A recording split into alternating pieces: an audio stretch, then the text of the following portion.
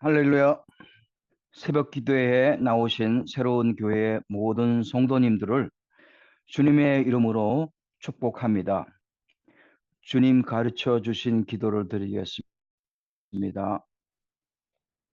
하늘의 아버지여, 아버지의 이름을 거룩하게 하시며 아버지의 나라가 오게 하시며 아버지의 뜻이 하늘에서와 같이 땅에서도 이루어지게 하소서. 우리 모두에게 일용할 양식을 주시고 우리가 우리에게 잘못한 사람을 용서하여 준 것 같이 우리 죄를 용서하여 주시고 우리를 시험에 빠지지 않게 하시고 악에서 구하소서. 나라와 권능과 영광이 영원히 아버지의 것입니다. 아멘. 기도합니다. 존귀하시고 거룩하신 하나님 아버지, 이 시간 주님의 전을 사모하는 마음으로 주님 앞에 나왔사오니 살아계신 하나님의 말씀이 우리들의 심령 가운데 심어지게 하여 주시옵소서. 우리 모두로 거룩한 성도들 되게 하여 주셔서 치유와 회복의 역사가 일어나게 하여 주시옵소서. 감사드리며 예수님 이름으로 기도드립니다. 아멘.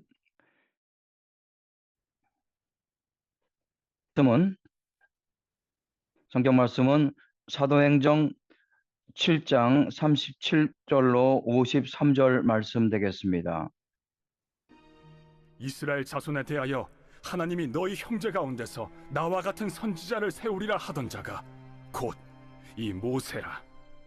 시내 산에서 말하던 그 천사와 우리 조상들과 함께 광야 교회에 있었고 또 살아있는 말씀을 받아 우리에게 주던 자가 이 사람이라. 우리 조상들이 모세에게 복종하지 아니하고자 하여 거절하며 그 마음이 도리어 애굽으로 향하여 아론더러 이르되 우리를 인도할 신들을 우리를 위하여 만들라.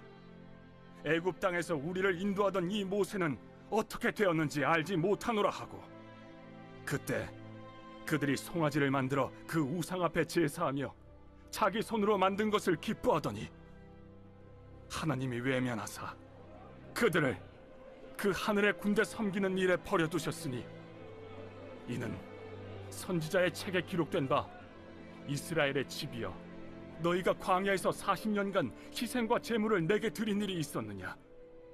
몰록의 장막과 신 레판의 별을 받들었으며 이것은 너희가 절하고자 하여 만든 형상이로다.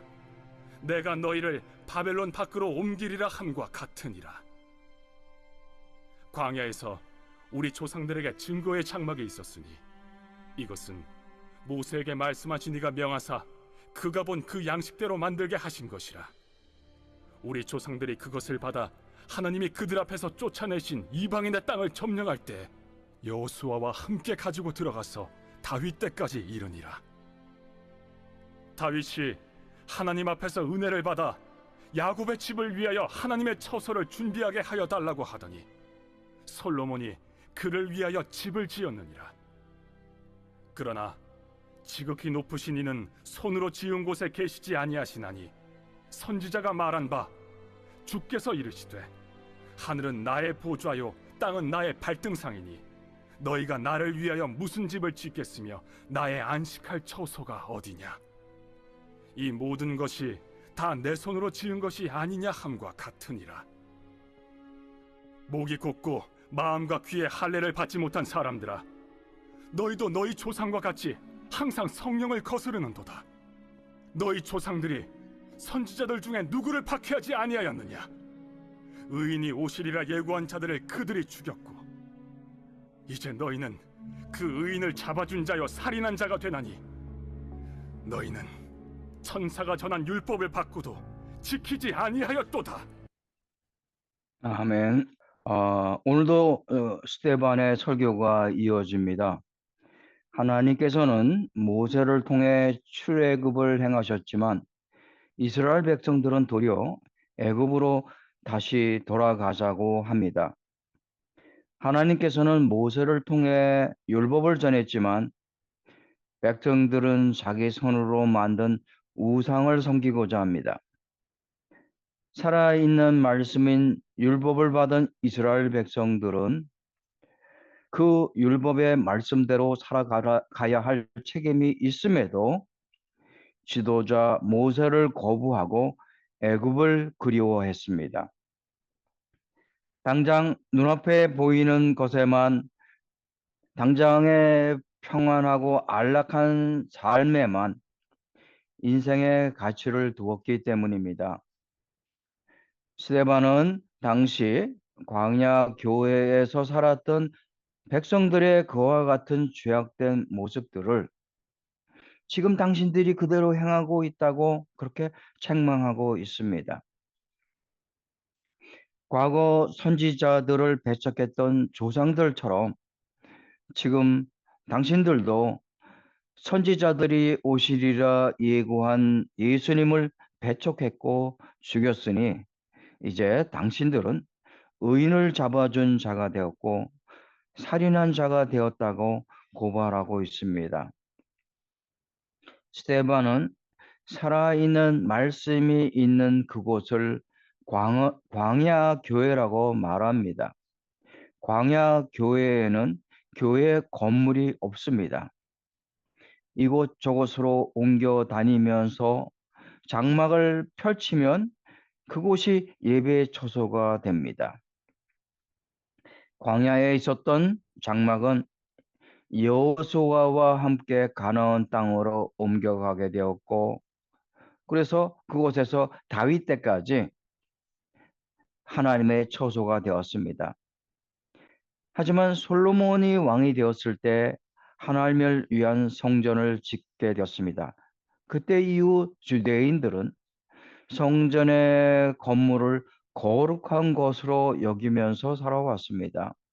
하지만 48절 말씀에 그러나 지극히 높으신 이는 손으로 지은 곳에 계시지 아니하시나니 선지자가 말한 바 49절 말씀에 주께서 이르시되 하늘은 나의 보좌요 땅은 나의 발등상이니 너희가 나를 위하여 무슨 집을 짓겠으며 나의 안식할 처소가 어디냐.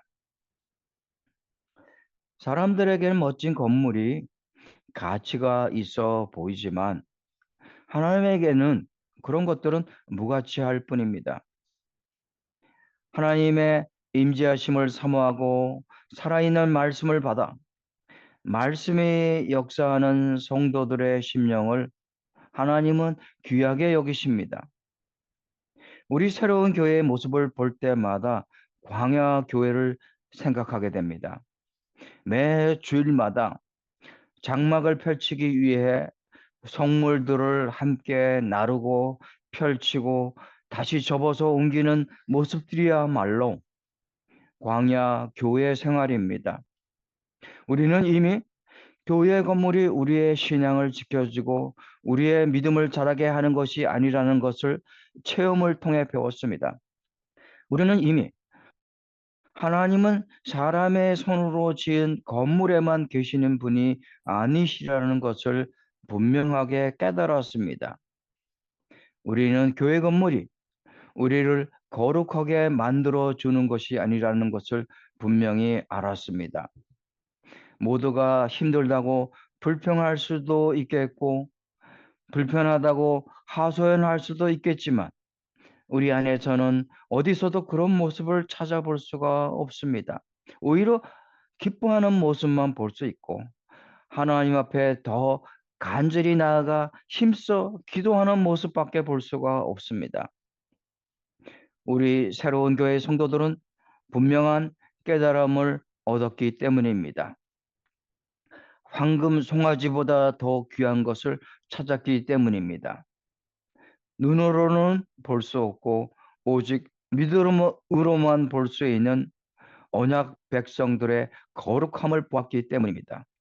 광야 교회 안에서 거룩한 성도로 부름받은 새로운 교회 성도들은 우리의 마음을 더 이상 다른 곳에 뺏기지 말고 오로지 말씀에만 둘 수 있기를 주님의 이름으로 축원드립니다.